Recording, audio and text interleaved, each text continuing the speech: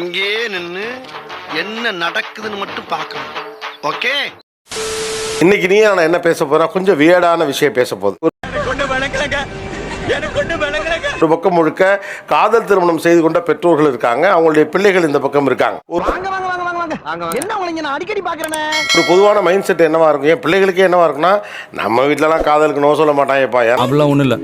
But சில நேரங்கள் என்ன ஆயிடுது அப்படின்னு கேட்டால், காதலித்து திருமணம் செய்து கொண்டவர்களாக இருந்தாலும் கூட இங்க என்ன நடக்குது, நீ தான் நடக்கிற, அவங்க ரொம்ப குறிப்பாக ஒரு ஸ்டாண்டில் கிளியராக இருப்பாங்க. நான் லவ் மேரேஜ் பண்ணிக்கிட்டேன், ஆனால் நீ லவ் மேரேஜ் பண்ணக்கூடாது. வீட்டில் அடிக்கடி சொல்லிடுவாங்க, இந்த மாதிரி ஏதோ அப்பா அம்மா லவ் மேரேஜ் பண்ணணும்னு நினச்சிக்கிட்டு நீ பாட்டுக்கு காதலிக்கலாம்னு நினச்சிக்கிட்டுக்காக நான் தான் அவனுக்கு பார்த்து கட்டி வைப்பேன்.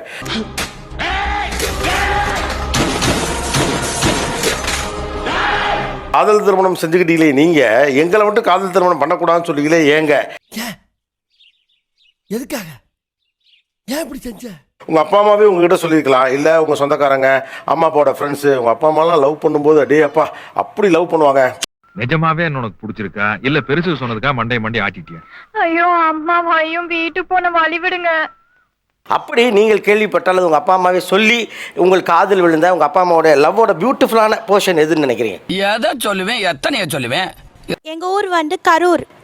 அங்கே வந்து கரூர் மாரியம்மன் திருவிழா நல்ல வருஷம் ஃபெஸ்டிவலாக நடக்கும் சார். இப்போ என்ட்ரி, அதாவது ஹீரோ என்ட்ரி. எல்லாருமே சொல்லுவாங்க சார், ஐயோ தங்க பொண்ணு மாதிரி யாராலையுமே முடியாது அப்படின்னு. புரிஞ்சு போச்சு அப்படின்னு கேட்டா, இது மாதிரி கட்டுனா சங்கர் மாமாவை தான் கட்டுவேன்னு உங்க அம்மா நின்னு கல்யாணம் பண்ணாங்க அப்படின்னு. நான் எங்க செல்லதுராத்தால கல்யாணம் பண்ணணும், அவர் கிடைக்கிறதுக்காக சாமி கிட்ட வேண்டிக்கிட்டு ஸ்ரீராம ஜெய எழுதினேன். அதெல்லாம் கேட்கும் போது அப்படியே எப்படி சொல்றது, எங்க அம்மாவா எங்க அப்பாவான்னு நல்லா சாரிசமா இருக்கும். என்ன சோன புது மாலை புது பொண்ணு எங்க கிளம்பிட்ட? எங்க அப்பா வந்து அப்ப ரஜினி ஃபேன், அதனால ரஜினி வந்து எப்படின்னா ட்ரெஸ் போடுவாரோ அது மாதிரியே போட்டு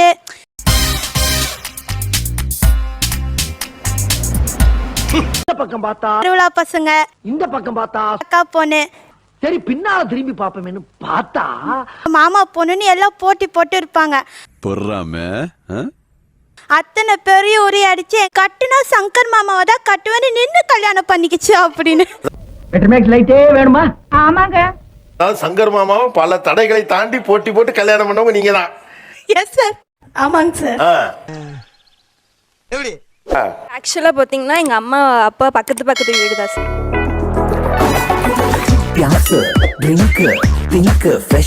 எங்க அம்மா ஏதோ நல்ல டிவியில் ஏதோ போட்டிருக்காங்கன்னு சொல்லி பார்த்துருக்காங்க போல சார். அப்போ எங்கள் அப்பாவுக்கு பிடிச்சி போய் அப்போ ப்ரப்போஸ் பண்ணிட்டாங்க சார். ஆனா இது புதுசா இருக்கு. அதுக்கப்புறம் 2 பேரும் கல்யாணம் பண்ணிட்டாங்க சார். டிவி பார்க்க போன இடத்துல லவ்வா? எனக்கு மனசே கேட்கல. என்னை பொண்ணு பார்க்க வந்தாங்க சார். சாயந்தரம் பொண்ணு பார்க்க வராங்கன்னு காலையில எங்க பக்கத்துல டிவி பார்க்க போனாங்க சார். அப்ப லவ் பண்றேன்னு சொல்லிட்டாருங்க சார். நினைச்சேன் திருந்த மாட்டேன்ல, வருந்த மாட்டேன்ல. ஓ, உங்களை பொண்ணு பார்க்க வந்தது வேற மாப்பிள்ள. என்னங்க பயங்கர இன்ட்ரெஸ்டிங்கா இருக்கேவா இல்ல? நல்லா இருப்படா போடா, ஒன்னெல்லாம் ஒன்றும் பண்ண முடியாது. பட் எனக்கு புரியல, ஒரு வீட்டுக்கு நம்ம போகிறோம், டிவி பார்க்க போகிறோம், அங்கே என்ன அப்போ எப்படி என்னங்க எனக்கு ஒண்ணுமே புரியல. அதுதானப்பா எனக்கும் புரியல. இவங்க வீட்டுக்கு பக்கத்தாடி தான் நாங்கள் வீடு கட்டிட்டு இருக்கோம். புது வீடுங்காட்டிக்கு சரி சாயந்தரம் தானே பொண்ணு பார்க்க வராங்க அப்படின்ட்டு. ஐயோ டேய், அவன் தான்டா இன்னைக்கு பெரிய வேலை பார்த்து விட்டு போயிட்டான். நானும் என் தங்கச்சியும் இவங்க வீட்டுக்கு டிவி பார்க்க போனோம். அப்பதான் என்னை லவ் பண்றேன்னு சொன்னார் இவரு. எனக்கு முதலையே பிடிக்கும் அவளை, எனக்கு ஃபர்ஸ்ட் இருந்தே எனக்கு பிடிக்கும். ஆனால் சொல்லக்கூடிய வாய்ப்பு எனக்கு கிடைக்கல. சரி, அப்போ கரெக்டாக பொண்ணு பார்க்க வந்தாங்க. உன்னை கண்டுபிடிக்கிறதுக்கு 27 வருஷம் ஆயிடுச்சு. இதுக்கு மேலே என்னால் வெயிட் பண்ண முடியாது. டக்குன்னு சொல்லிடுறேன், நான் உன்னை லவ் பண்ணுறேன். பொண்ணு பார்க்க வந்து சரி இனியும் நம்ம தாமதிக்க வேண்டாம் அப்படின்ட்டு அன்னைக்கு சாயங்காலமே எனக்கு உன்னை பிடிச்சிருக்கு அப்படின்னு நான் ஓப்பனா சொல்லிட்டேன். பாருமா, எனக்கு ஒன்னா பிடிச்சிருக்குது, உனக்கு என்ன பிடிச்சிருக்குதா? பிடிச்சிருந்தா ஓகே, இல்லைன்னா லாஸ்ட். இவ்வளோ டைம் இல்லைன்னு சொல்லிட்டீங்க அவசர அவசரமா. இப்போ நடுவில் பொண்ணு பார்க்க வந்தாரு, அவர் என்ன ஆனாரு?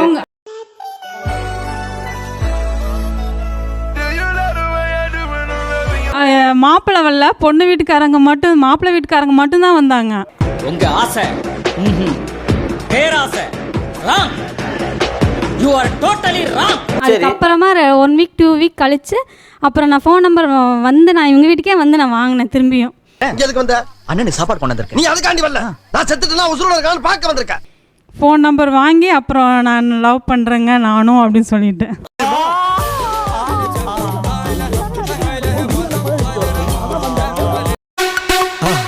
மறக்காம சர்ப்ரைஸ் பண்ணுங்க. தேங்க்யூ.